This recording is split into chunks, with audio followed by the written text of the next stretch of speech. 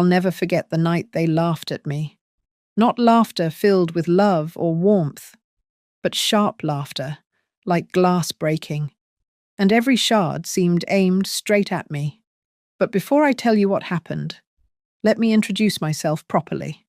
My name is Edith Grant. I'm 74 years old, and this is my story. I want to take a moment before we begin. Tell me, where are you watching from? I'd love to know. Sometimes we feel alone in our struggles, but stories like these remind us that we're not. Now, let me take you back to the night my family mocked my cane and whispered I wouldn't last the year. That was the moment everything changed. I never thought the sound of laughter would cut me so deeply. Not the warm kind, not the sort that used to fill this very dining room when my husband was alive and the children were small. No, this laughter was sharp, mean-spirited, and aimed squarely at me. My own flesh and blood sat there with plates of food I had prepared, clinking glasses and whispering behind their napkins as though I couldn't hear. But I did hear. "She won't last the year," my daughter-in-law muttered with a smirk, her voice carrying just enough that the others could catch it. "Look at her cane. She can barely walk across the room without wobbling." The words stung, but what burned more was the sound of my son chuckling at her side. "Don't worry, the house will be ours soon enough," he replied, as if it were the most natural thing in the world to measure my worth in bricks and wood. I gripped my cane under the table, my knuckles turning white. That cane had become a steady companion these past few years, after a fall that left my hip weaker than before. It was supposed to help me keep my balance, not become the punchline of my family's cruel jokes. Then, as if to twist the knife, my grandson, just 11 years old, impressionable and innocent not long ago, got up and began to mimic me. He bent his back, shuffled his feet, and tapped an imaginary stick against the floor. Laughter erupted around the table. His sister giggled, his mother clapped her hands and said, "See? He's just like Grandma." That was the moment my chest tightened, not from weakness, but from the realization that their poison had seeped into the next generation. My grandchildren were learning to laugh at me, not with me. I cleared my throat, hoping to bring the room back to order, to remind them that I was still here, still capable of speaking. But before I could get more than a word out, my son waved a hand dismissively. "Mum, just sit down before you fall. Don't embarrass yourself, embarrass myself." The woman who had given him life, who had stayed up countless nights when he was sick, who worked 2 jobs after his father passed, just so he and his sister could go to college. And now, in my own home, I was reduced to a nuisance. I sat back, my face calm, but my heart pounding. I said nothing, but inside, something hardened. They thought I was too old, too weak, too close to the grave to matter. They thought the cane made me fragile. What they didn't realize was that every cruel word was fueling a fire I hadn't felt in years. Dinner carried on with their shallow chatter. My daughter-in-law talked about new drapes she wanted for when we redo this place. My son nodded like it was already theirs. My grandchildren asked when they could move into Grandma's room, and I just sat there, holding my fork in one hand and my cane in the other, forcing myself to chew each bite of food as though nothing was happening. But in my mind, I was already elsewhere, planning, calculating, remembering every sacrifice I had made for the very people who now mocked me. I thought of my husband. God rest his soul. He had always said I was stronger than I knew, that I had a steel backbone hidden beneath soft words and kind hands. "Don't let them treat you like you're already gone," he once told me, back when I worried about being a burden. Those words echoed in me that night. The truth was, they were already writing me off as if I were dead and buried. But I wasn't done yet. Not by a long shot. When the plates were cleared and the laughter shifted into clinking glasses of wine, I quietly excused myself. No one noticed. No one asked if I needed help. I climbed the stairs slowly, each step aching, each step reminding me of the body that had grown older but not defeated. In my room, I sat on the edge of the bed, staring at the cane leaning against the nightstand. They saw it as a symbol of weakness, but to me, that cane was something else. Survival. Proof that I had stumbled, but not fallen. And as I sat there in the silence of my room, hearing their muffled laughter downstairs, I whispered to myself, "They think I won't last the year. Let's see how they manage when I'm still here." And the house isn't.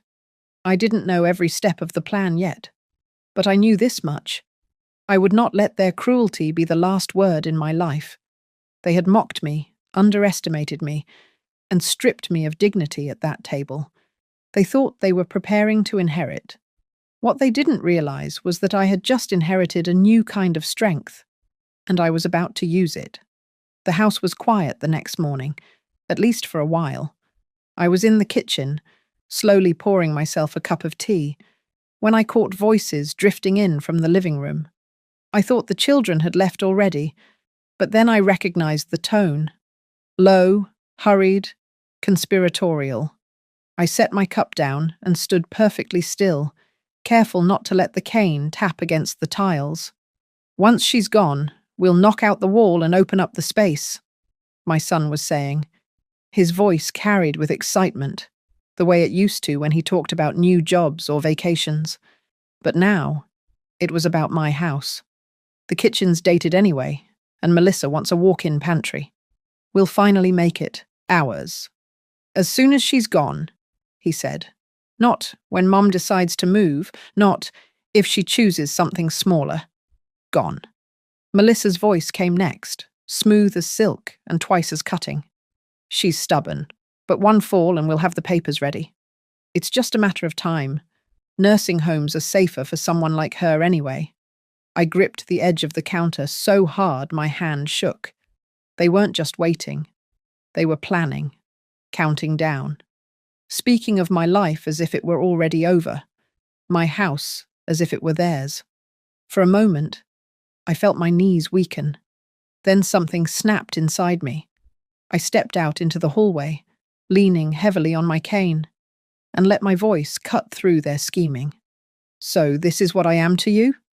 I asked, my tone steady, though my chest burned. "A deed waiting to be signed? A house you can't wait to gut and repaint?" They froze. My son's eyes widened. Caught. Melissa recovered first, crossing her arms and tilting her head. "Mum, you shouldn't be sneaking around. You'll hurt yourself. Don't twist this," I snapped, my voice sharper than they'd heard in years. I heard every word. I may walk with a cane, but I'm not deaf. I'm not blind, and I'm certainly not gone. My son tried to soften it with that fake calm he always used when he thought I was being overly emotional. "Mum, you're misinterpreting. We're just being realistic. You can't take the house with you. It's too much for you to handle. We're trying to make sure everything's ready." "Ready?" I barked.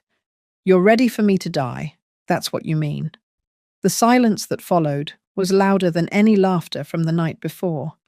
My cane tapped once against the hardwood floor, deliberate, echoing. Melissa gave a cold laugh, shaking her head. "You always overreact. We're only trying to make the best of things. Honestly, it's selfish, clinging to a house you can't manage when it could finally be put to good use." That word, selfish, nearly made me laugh.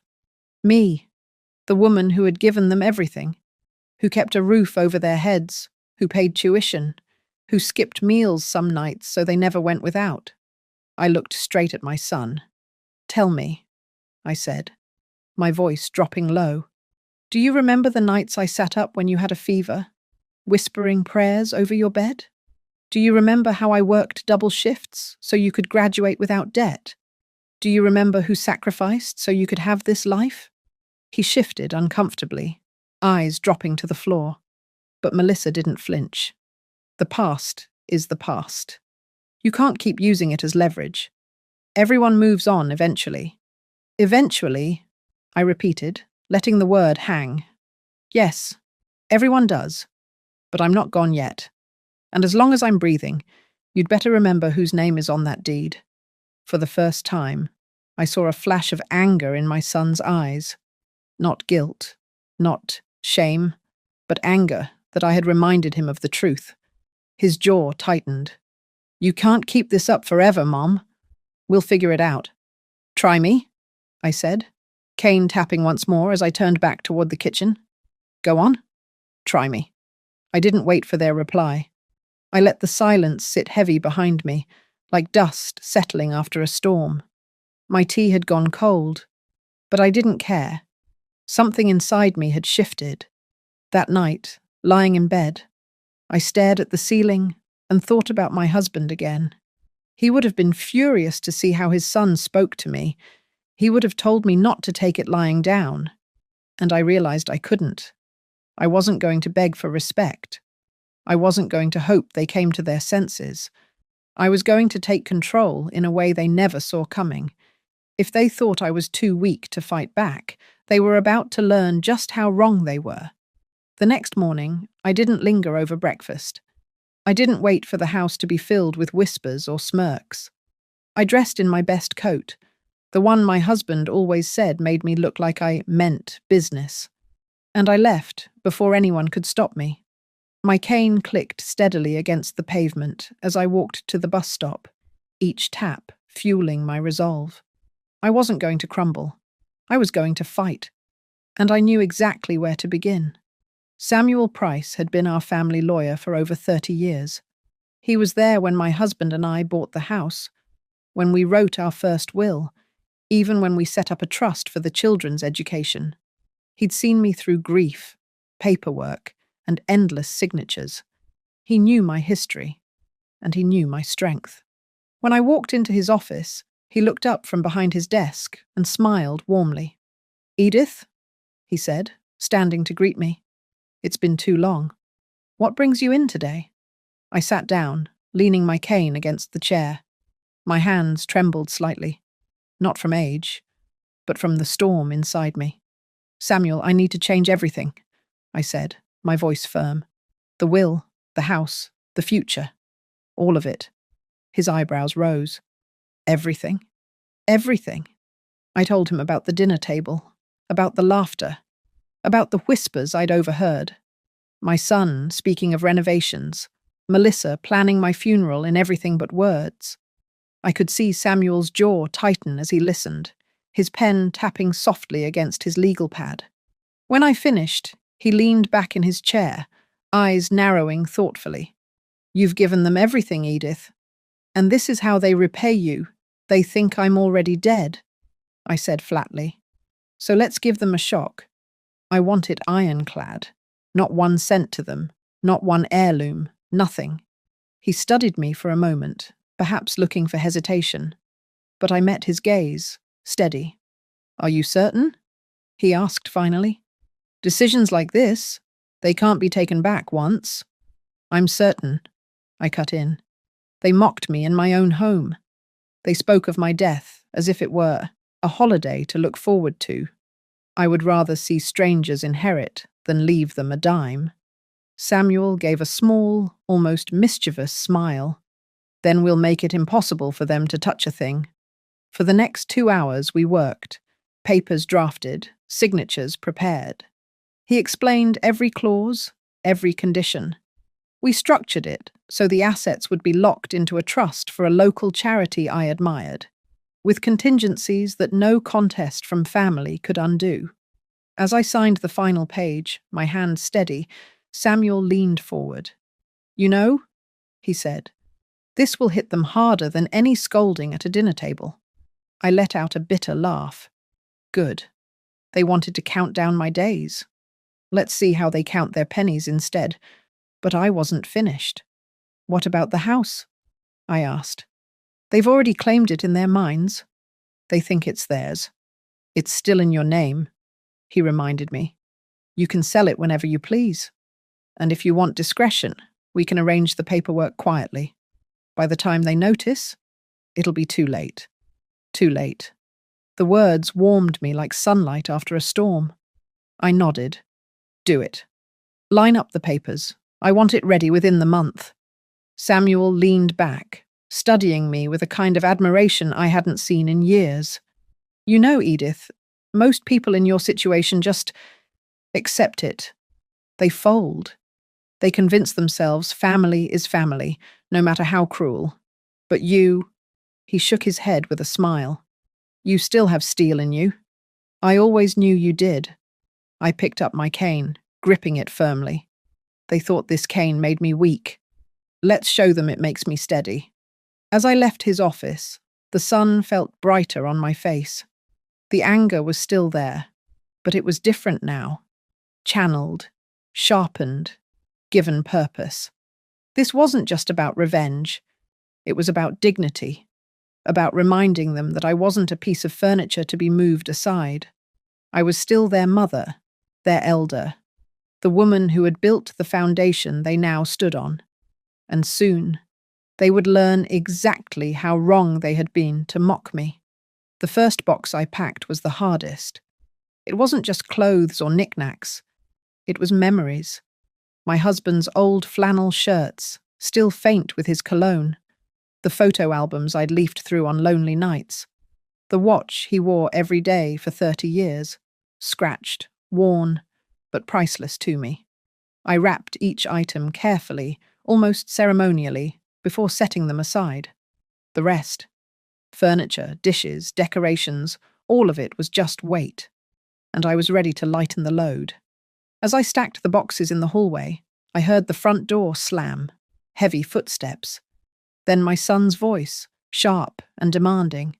What the hell is all this? I looked up calmly. I'm packing, I said. Melissa stepped in behind him, her eyes scanning the hallway like a vulture circling prey. She let out a cold laugh. Packing? For what? Finally giving in to reality? I tightened my grip on the cane. For moving. My son's face twisted. Moving? You can't just decide that without talking to us first. Talking to you? I echoed, my voice rising. This is my home. My name is on the deed. I don't need your permission to breathe, let alone to move. Melissa scoffed, stepping closer. Oh, please. Don't act like you're in control. You can barely get down the stairs without clinging to that stick. Do you think anyone's going to want this dump once you're done hobbling around it? Her words hit like a slap, but I refused to flinch. Instead, I turned and picked up my husband's watch, holding it in my palm. Not a dump. A home. And one you will never own. My son's temper flared. He jabbed a finger at the boxes. You're out of your mind, Mom. This is family property. Dad built this for us. For our future. You don't get to just take that away. Your father built this for me and him. I snapped back, my voice shaking with anger. We poured every dollar, every ounce of sweat into this place. You were children, playing in the yard while we worked to pay the mortgage. Don't you dare rewrite history. He stepped forward, his voice dropping low. If you keep this up, we'll have you declared unfit. A judge will see you can't live alone. Then this house will be ours whether you like it or not. For a moment, the threat hung in the air like poison. Melissa smirked, clearly satisfied with the blow. But then I smiled. Slow, deliberate, sharp. Try me, I said, cane tapping once against the hardwood. Go on. March me into court and tell a judge your mother is incompetent because she chooses to live her life her way. Tell them you mocked me at dinner, counted down the days until I die, and already picked out drapes for a house you don't own. Let's see how far you get. His face reddened, fury bubbling beneath the surface. Melissa tugged his arm, whispering something about not wasting energy. But before leaving, she turned back with venom in her voice. You think you're clever, Edith, but you won't last long. And when you're gone, everything will be ours anyway. I stood tall, cane steady in my hand. No, I said firmly. When I'm gone, you'll have nothing but the echo of your own cruelty. They stormed out, the door rattling in its frame behind them. I stood there for a long while, my heart pounding, my hands trembling slightly, but not from fear, from release. For the first time in years, I hadn't swallowed my words. I hadn't let them walk all over me. I had fired back, and I had seen the shock in their eyes. They weren't used to me standing my ground. As I sealed the last box, I whispered to myself, "They think I'm fading. They think I'm weak. But I'm not done yet. I've just begun." And as I looked around the house, the walls that had held laughter, sorrow, and every chapter of my life, I felt something shift. The memories would always be mine. But the house? The house was about to become theirs only in dreams. The papers came through faster than I expected. Samuel had moved things quietly, pulling every string to make sure there were no delays, no whispers of the sale before it was done. By the second week, I had a buyer lined up. A couple in their 50s, kind-eyed, respectful, the type who saw the house for what it was. A home, not a prize waiting for vultures. When I signed the final documents, Samuel slid the pen from my fingers with a look of satisfaction. "It's done," he said. "By the time they notice, the ink will be dry and the money safe." I nodded, relief washing over me. Good. Let them choke on their entitlement.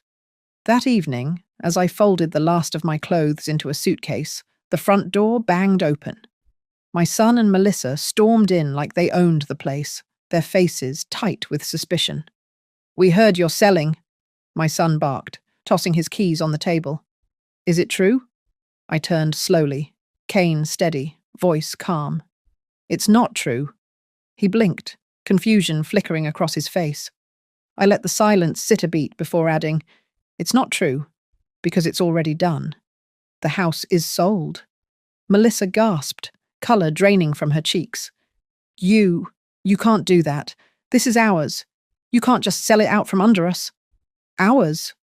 I asked, raising my brows. "Funny. I don't recall your name on a single payment slip, not one mortgage check, not one repair bill. I don't recall you holding me up when I worked 2 jobs to keep this roof over us. This was never yours. Not then.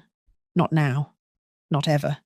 My son's face turned red, his fists clenching at his sides. "You're losing it, Mum. This is insanity. You need help." "Help?" I snapped, stepping forward until the tip of my cane tapped against the hardwood between us. No, what I needed was respect. And instead, I got laughter. I got whispers. I got my own children circling me like wolves waiting for the old one to fall. Melissa's voice sharpened. "You'll regret this. Who's going to take care of you when you're all alone in some tiny apartment?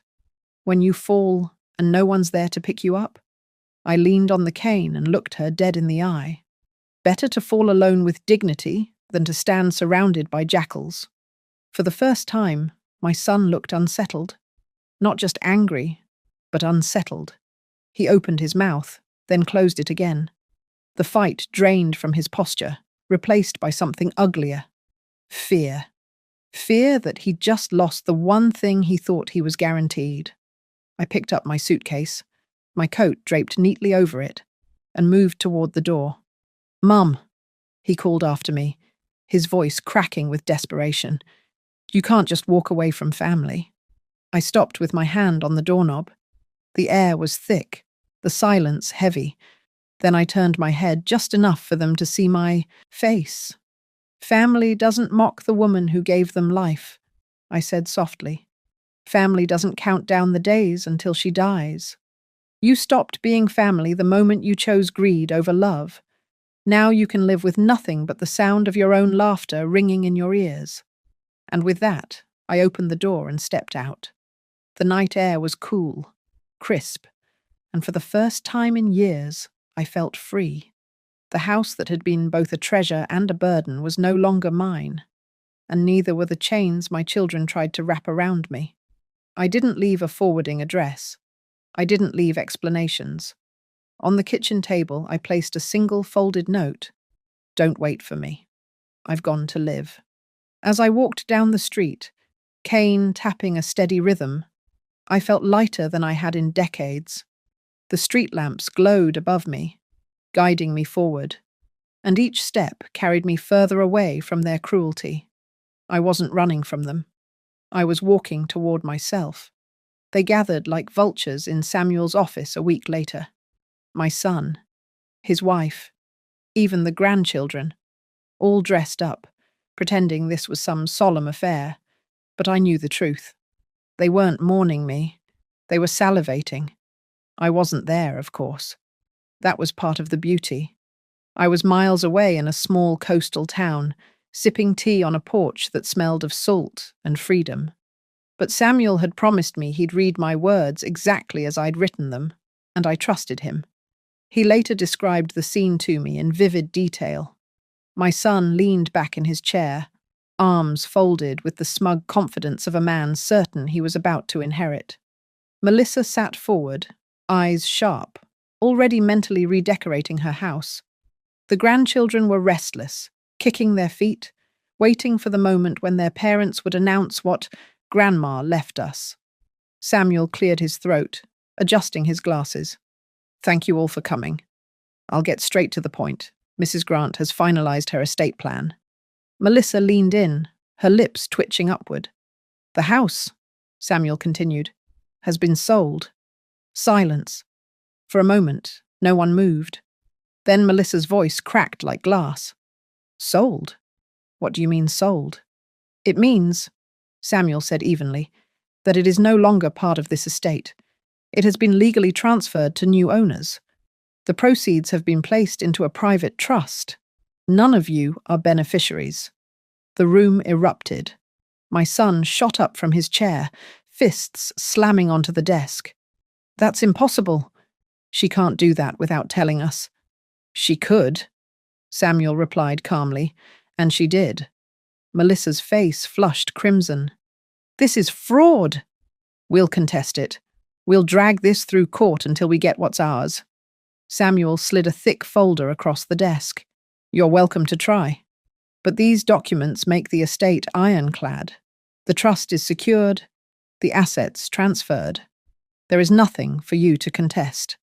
Then he pulled out the envelope. My letter. My voice. However, he said, your mother did leave you something. A message. He unfolded the paper slowly, letting the silence stretch until they were practically shaking with rage. And then he read, You said I wouldn't last the year. You mocked my cane, my steps, my strength. You laughed at the woman who carried you, who fed you, who sacrificed everything so you could live the life you now take for granted. You spoke of my home as if it were already yours. You forgot one thing. I am not gone. Not yet. And while I am alive, I will not be stripped of dignity by the very people who should have guarded it. Melissa shifted in her seat, her jaw tight, her nails digging into the armrest. My son muttered under his breath, his face turning pale.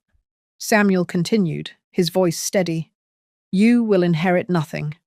Not the house, not the savings, not the heirlooms.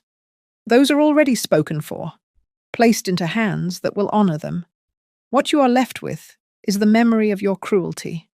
I hope, in the silence of this house you longed for, you hear your own laughter echoing back at you. May it keep you company, since my love no longer will.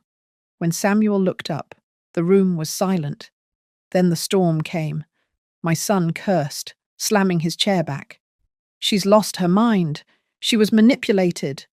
Melissa shrieked, her voice shrill. We'll sue. We'll have this overturned. She can't cut out her own family. But Samuel didn't flinch. She could. And she did. The grandchildren looked bewildered, glancing from one parent to the other, realizing for the first time that Grandma's weakness had turned into power none of them expected. Samuel later told me that when they finally stormed out of his office, they left behind nothing but the bitter stench of defeat. And me? I sat hundreds of miles away, the letter I had written still fresh in my mind, a cup of tea warming my hands. I smiled. imagining their faces. Rage, shock, disbelief. For once, they weren't laughing.